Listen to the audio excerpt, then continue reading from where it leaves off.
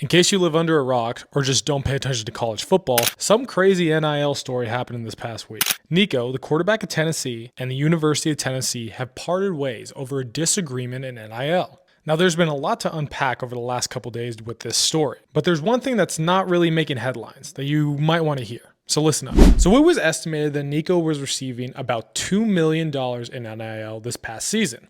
And he was on track to make about the same, if not a little bit more, even up to $2.5 million reported this coming season. Now, it was reported that Nico wanted closer to $5 million this upcoming season because Carson Beck moved to Miami and was receiving about $4 million.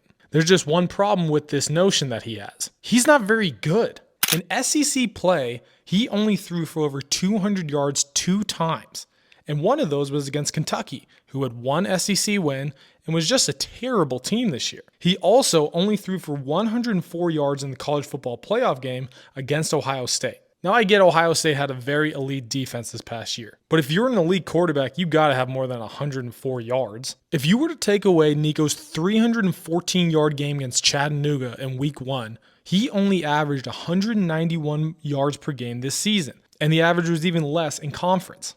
He also tried to make the argument that Tennessee made the college football playoff because of him. Like, who does this kid think he is? Anyone who actually watched Tennessee football this year knows that they were good because of their running back Sampson, not some pump quarterback who could barely throw the ball against SEC competition. On top of that, there were even reports that Nico was threatening to sit out of the college football playoff game against Ohio State just because he wanted more money. Now, let's look at both sides of the story. Everyone on Nico's team probably realizes that he isn't that good and probably won't play in the NFL. They are just trying to maximize his potential and his money while he's still in college. And I completely get that, but you have to be realistic. Now, massive props to Josh Heupel and the University of Tennessee for just telling this average quarterback who wanted to be overpaid to walk.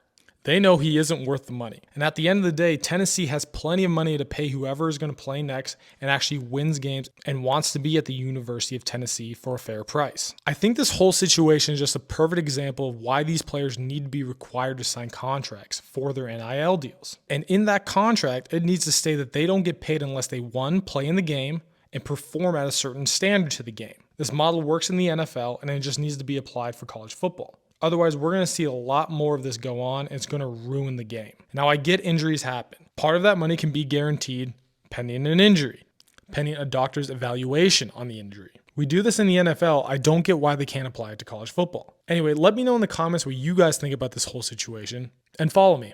I post good sports content.